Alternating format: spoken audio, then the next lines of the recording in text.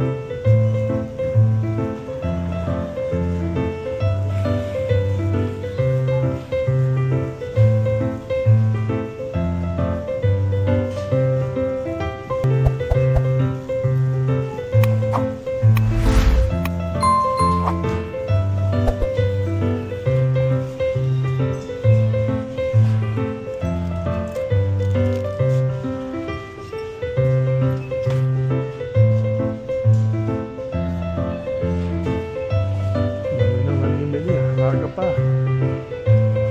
Dami ng grocery.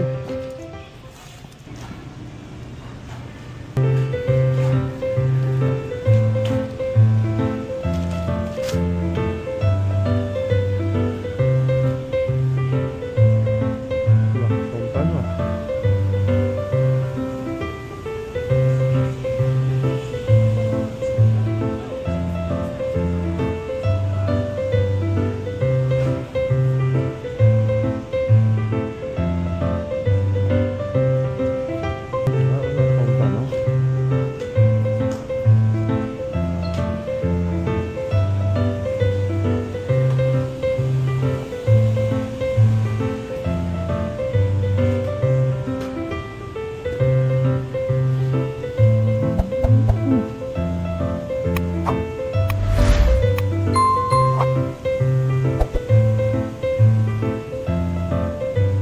Buhusan ng pampano. May sale pala.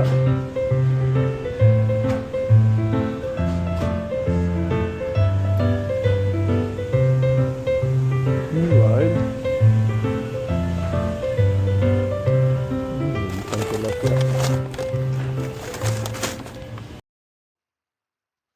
So, good morning. Galing pagkatid kay Commander, no? Ano kay Bahan? Ayan. Magaling tayo na pagkatid kay Commander at ang nangyari ay sumama ko dito sa total store.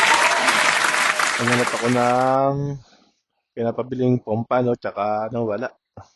So, punta ako sa sa kabilang superstore sa bandang St. Albert. So, na oras ngayon is already 8:30 pero tignan nyo, pasikat pa lang ang araw para pa lang siyang mga kumbaga sa atin sa Philippine time, siguro mga 6 ng umaga, ganyan, or past 6, ganyan. So, yan. Kanina pa kami lumabas, mga alas 7. So, ang itinerary natin ngayong umaga, ngayong Sabado, ay maghanap na ako ng maghanap na ako ng frame para sa eyeglasses. Kasi kahapon nagpa-check up na ako, no, nagpa-eye exam na ako. At ipapakita ko doon sa iano ko din na yun nga yung proseso sana ng pagkuha ng eye test at ng eyeglasses dito. Pero limited lang siya kasi for privacy purposes. Tama. So for privacy purposes, wala tayong magawa kundi sundin natin kung ano yung rules. Kasi syempre, mahirap naman nababiolate yung privacy, nagbablog tayo ng nagbablog, video tayo ng video, yung pala hindi pala pwede, di ba? Which is pangit naman. So yun ang nangyari. Limited lang. Pero yun nga, as what I mentioned, wala tayong binayaran sa eye test na supposedly meron. Kung wala tayong benefits, nasa $99. Mahal yun. ay exam. 99, wala pang tax yun. But since covered tayo ng benefits, salamat sa Panginoon at salamat sa kumpanya, covered siya ng benefits natin, wala tayong babayaran.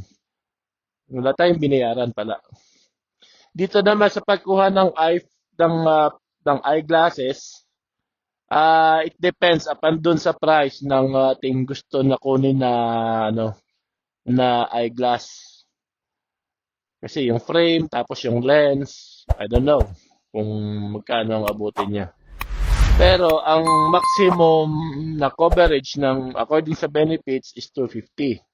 So, halimbawa, ang price na makuha natin is nasa worth 200. So, wala tayong babayaran kasi 250 nga yung coverage. Pero, kung lagpas siya sa coverage, halimbawa 250, ang coverage natin, 300 ang babayaran natin. So, maglalabas tayo ng 50, ng $50, which is, para sa akin, mura pa rin. Kasi, imagine kung wala kang benefits, magpapagawa ka ng eyeglass, nasa 250 or 300, 250 to 300. Mahal na po yun. Sobrang mahal na yun para sa isang eyeglasses, di ba? So, yun muna. So, ito, malapit na tayo sa Costco. Papagas muna ako bago tayo magsagawa ng ibang transaksyon sa umaga na to. Ayun, so dito na tayo sa Costco banda sa area. Magpapagas muna ako bago pumunta sa St. Albert na superstore at tingnan natin kung may pumpano doon. Sana meron para hindi ko na kailangan pang tumayo para lang makabili ng pumpano. Guys, magpapagas tayo. At ang price ngayon is $1.22. So almost $1.23 kasi may 0.9. At itong Costco is exclusive for members. And tayo po ay member ng Costco, so makaka-access po tayo dito. So yan, self-service ang pagpapagas dito, kaya kailangan aware tayo.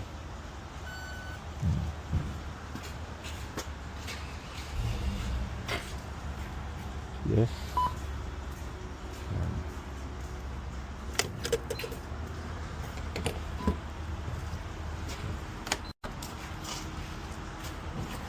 Hintayin natin siya mag-reset at tayo mag-umpisa na. Yan. Self-service dito, hindi po walang gasoline boy, pero meron din sa ibang ibang gas station, may pump attendant like me. Good morning.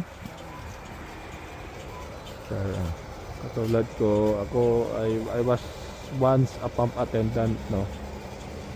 So aware ako sa mga ganitong situation.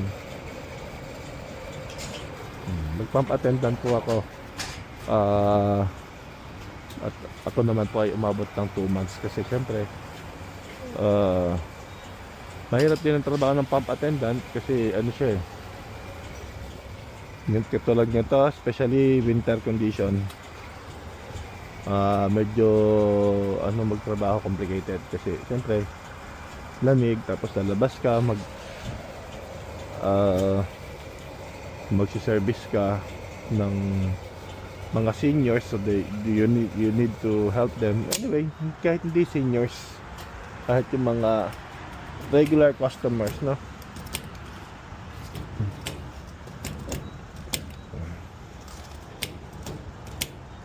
Yan. Okay.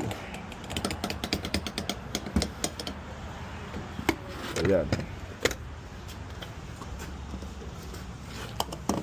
Saglit lang tayo nagpagas, ha. Yan natin yung resibo. And we're good to go.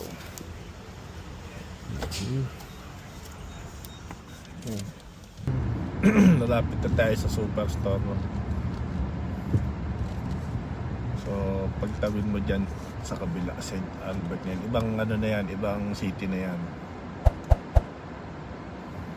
Pagtawid mo dyan sa kabilang ano na yan, sakto pagkapasok mo naman dyan, yung pinaka entrance niyan, andun na yung pangalan nito, Superstore. Pagka lagpas ng welcome na yan, basta lagi lang signal muna pagka magta-turn ka talaga, signal, lingon, bago liko. Hindi katulad sa atin sa Pinas na makaliko na saka nagsisignal at tilingon. So maling practice yun ng pagdadrive, hindi siya safe. So, kapag nasan ako, kaso nakita ako, papakita ko sa inyo yung bus na parang ano, accordion ba yun, yung ginagamit ng mga carolers pag Christmas. Papakita ko sa inyo. Sana maabutan ko, parang aalis na ata eh. Hindi pa. Very good. Ayan, nakikita niyo yung Canadian Bros, nag-work ako dyan. Ayan yung bus na parang accordion. Ayan.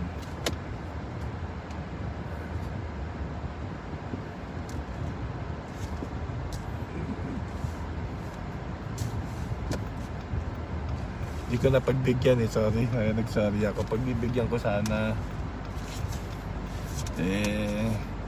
Ayan o, kanya yung bus. Ang haba o. Parang accordion eh.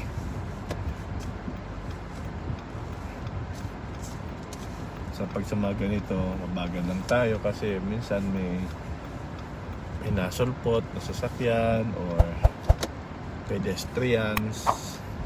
So safety, yan ang nagustuhan ko dito sa bansa na to. Laging priority ang life and safety. Oh, may event pala, kaya pala may ganyan. Oh. Pila bus.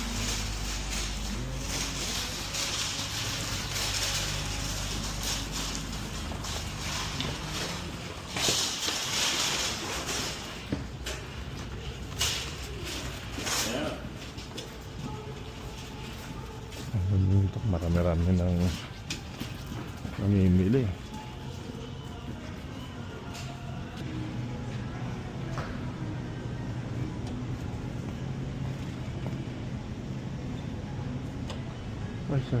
Ay, salamat, meron. Yes. Mura ha. Oh. Diba? Dalawahin ko na. So sale din ng tilapia.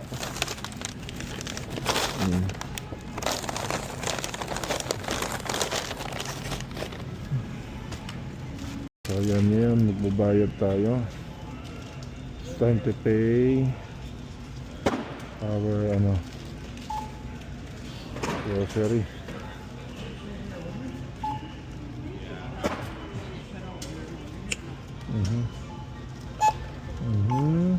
Okay. Hindi ko muna gagamitin ka na. Wag mo na. Oh. Add my own bag. Okay.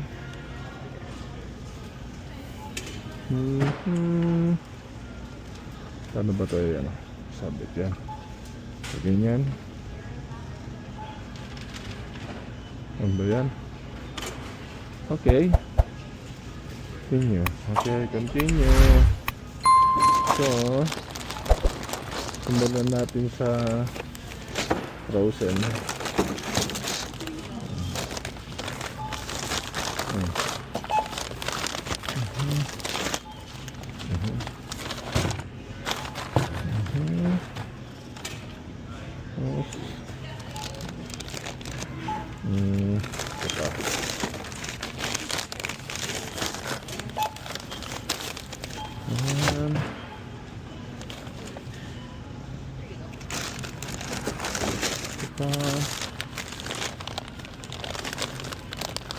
Yes.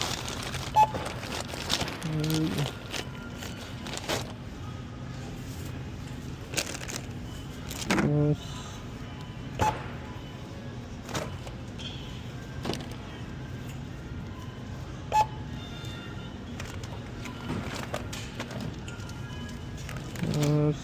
Thank you for shopping with us.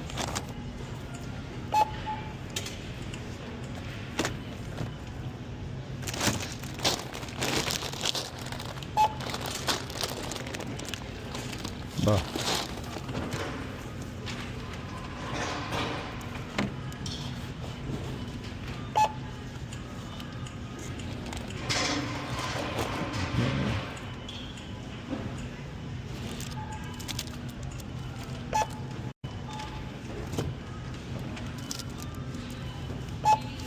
Okay.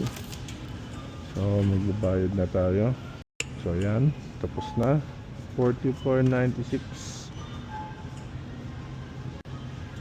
Okay. Okay.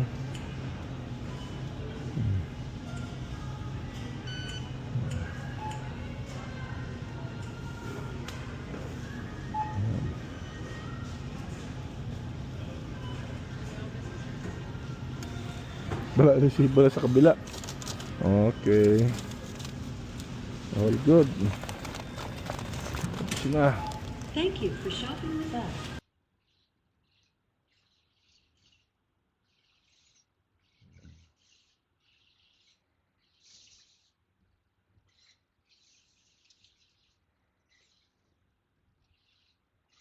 Kasi maganda kasi mano doon. Ang sabi sa akin kahapon, maaga ako kasi para at least may entertain pa ako.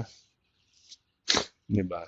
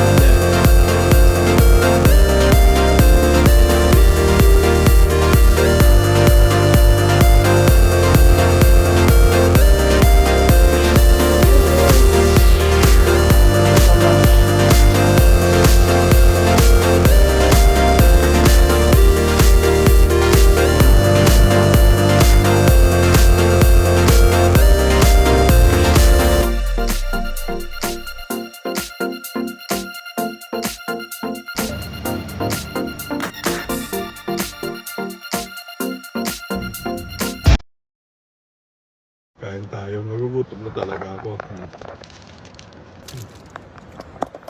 Gutom na talaga ako. Pasensya na. Apple juice in progress. This is a charging area kaya ganyan na itsura niya, no?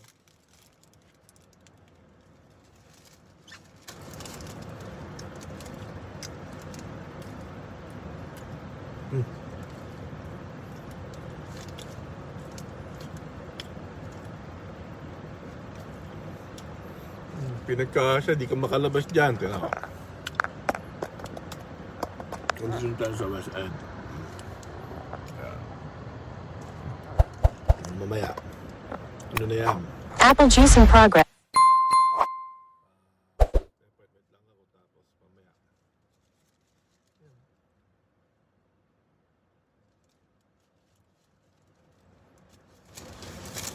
Luluto pa ako pag-uwi.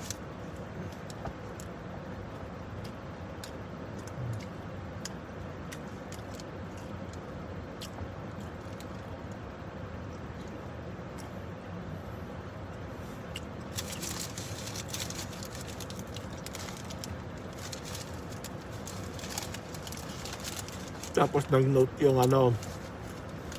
yung insurance ko na nag-cover ng benefits ko.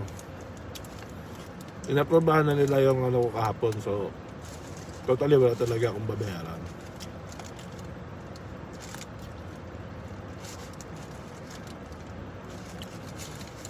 Nakalagay is approved na yung claim. Claim kasi tawag doon eh.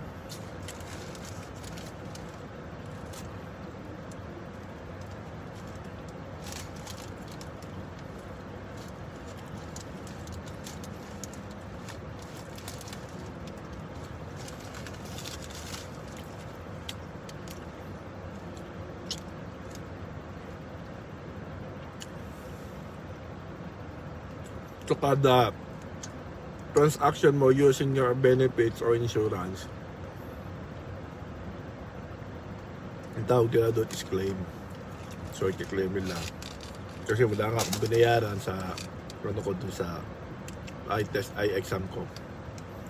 Though may charging na naganap na $99, di ba sabi ko nga. Ipaprocess pa rin yun talaga kung eligible ba ako o hindi. Eh, syempre, eligible naman tayo since nag-work naman tayo doon sa company na nagbigay sa atin ng benefits. So, naprobahan, diba? So, what I mean is, pa rin, may proseso pa rin despite of the fact na wala kang binayaran.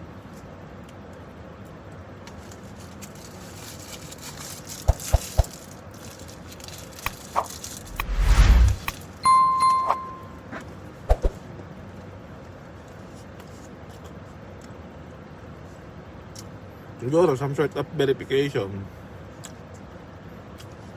Ganun lang.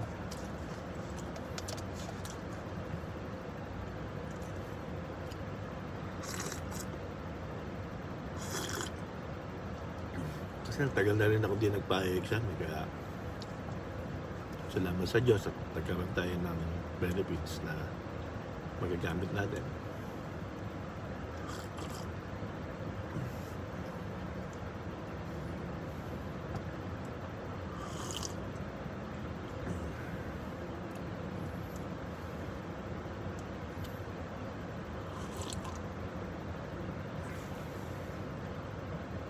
Ganun niya kay Commander. Cover siya sa akin. Under siya sa akin. So, pag nagpa-exam din siya, using my benefits, free of charge din siya. Pero once a year lang, base sa policy, 1 year lang. Once a year lang ay exam na libre. Pero hindi ka naman siguro palagi-lagi magpapa-exam. So, there's nothing wrong with that. Diba?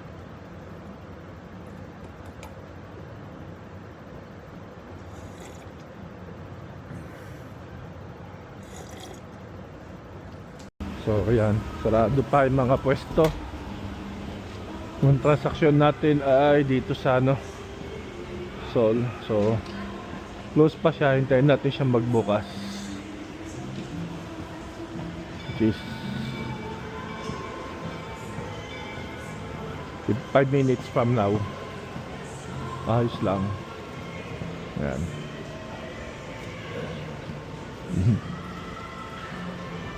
Hindi gumana yung transition niya kasi siguro dahil hindi naman masyadong madilim. Maliwanag pala. Siguro kung maliwanag siya, then that's the time. So hintayin natin magbukas yung ito. May napili naman na akong frame kaya medyo mabilis na siguro. So okay, yun lang muna. So yun, tapos na. Yan, highly recommended Sol sunglasses. Highly recommended yan kasi sa mga nandito sa Edmonton, I recommended Sol sunglasses para magpagawa ng eyeglasses. And napaka-approachable ng manager. And his name is Jordan. Kung may benefits ka, mas maganda kasi he will do his best na makakuha ka ng cheaper, or di man siya 100% prepared. At least magbayad ka man, yung maliit na lang, di ba? Katulad sa akin, no? Nagbayad ako, maliit na lang na halaga kasi cover naman siya ng benefits ko sa workplace ko. So ayun, makukuha ko yung aking pinagawang eyeglasses next week, tentative. Yun yung sabi niya sa akin. But however, it's a fine with me kahit lumagpas doon sa kanya sinabing days, kasi as far as I know, pagpapagawa ng eyeglass is mostly 3 to 4 weeks, no? Kaya kahit pa paano, it's okay with me. Nakakatuwa lang kasi yung brand na gagamitin niya is galing din sa Essilor, no? Yung lens na gagamitin niya is made from Essilor dun sa hometown ko, no? So ayos. Maganda yung serbisyo niya, and probably he knows how to deal with Filipinas kasi yung he told me that his spouse is a Filipina. So ayun, maraming salamat at okay na yung transaction natin dito. So tapos na yung ating itinerary. 3/4 of our itinerary has been done.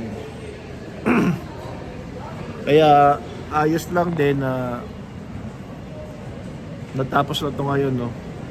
Para moving forward tayo sa mga susunod nating activities o kung ano man. Kasi syempre sayang yung time. Makapagpahinga pa. So ayun. Kaya dito sa mga nandito sa West Edmonton, I highly recommend Sol Sunglasses. For frames, no? Hindi pa sila nagkakandak ng eye exam, but they are doing they're the ones who made eyeglasses, no? Basta importante muna kayo, magpa-eye exam muna kayo.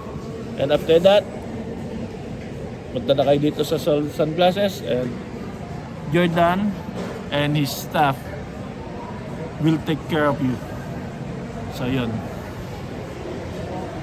Thank you. I see trees of green, red roses too. I see them bloom for me and you. And I think to myself, what a wonderful world.